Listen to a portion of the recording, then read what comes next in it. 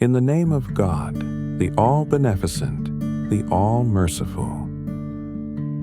When the wife of Imran said, "My Lord, I dedicate to you in consecration what is in my belly. Accept it from me.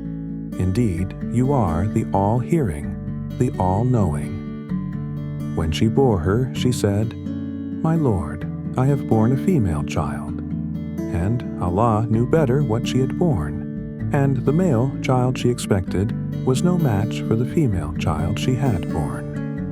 And I have named her Mary, and I commend her and her offspring to your care against the evil of the outcast Satan. Following what was indicated in the previous verse referring to the family of Amram, these two verses begin to speak about Mary, daughter of Amram, how she was born, how she was raised, and what befell this great woman. In Islamic histories and the reports of exegetes, it is narrated that Hannah and Asya were sisters. Hannah married Amram, one of the leaders among the people of Israel, and Asya married the prophet Zechariah. Many years passed after Hannah's marriage without her bearing a child. One day, while she sat beneath a tree, she saw a bird feeding its chicks. That scene ignited in her heart the fire of maternal love. So she turned to God with all her being, asking Him to grant her a child. God answered her sincere prayer, and it was not long before she became pregnant. Narrations say that God revealed to Amram that He would grant him a blessed child who would heal the sick whom no cure could reach, and who would revive the dead by God's permission, and that he would be sent as a prophet to the children of Israel. Amram informed his wife Hannah of this. Thus, when she conceived, she believed that what she carried would be the promised son, without realizing that the child she carried was not the promised son, but rather the mother of the promised son, Mary. She vowed what was in her womb to serve in God's house in Jerusalem. But when she saw it was a daughter, she was troubled, for the service in God's house was reserved for males, and never before had a woman served there. Now we begin the interpretation and follow the sequence of events. When the wife of Amram said, this refers to the vow Hannah made while pregnant. She dedicated her child to serve in the house of Jerusalem. Because she presumed the child was a son, she used the masculine form liberated one rather than feminine, and prayed that God accept her vow, "Take her from me. Surely you are the hearing, the knowing." Liberated, mukarar, referred to children appointed for service in the temple, performing its maintenance, duties, and worship in spare time. So each one was called mukarar.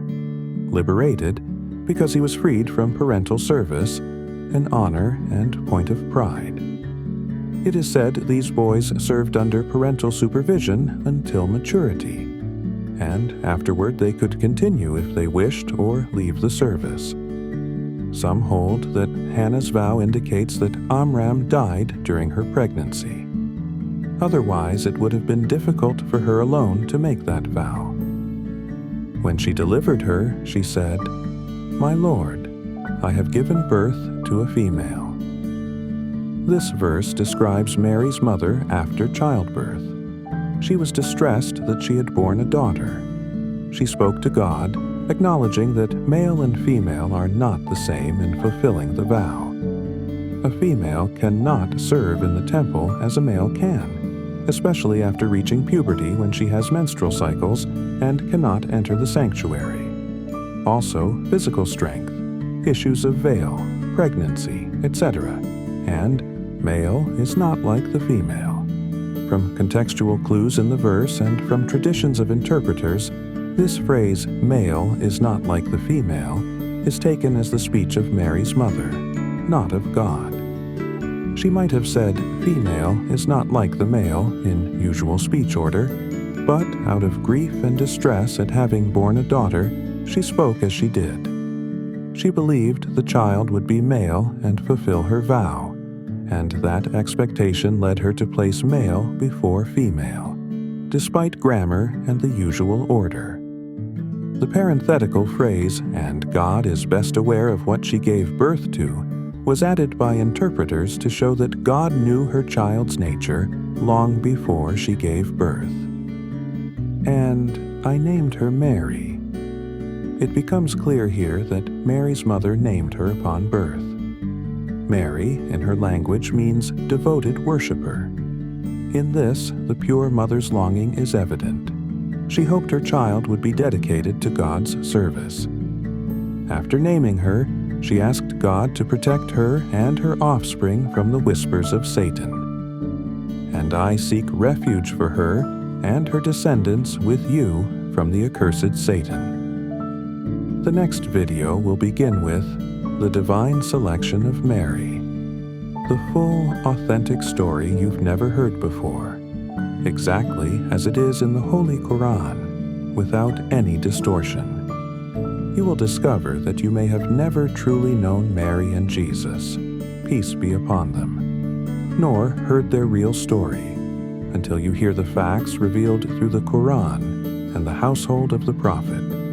Peace be upon him whom God made a mercy for all mankind. We will also draw from Tafsir al-Amthal by Ayatollah Makarim Shirazi, along with explanations from other respected scholars.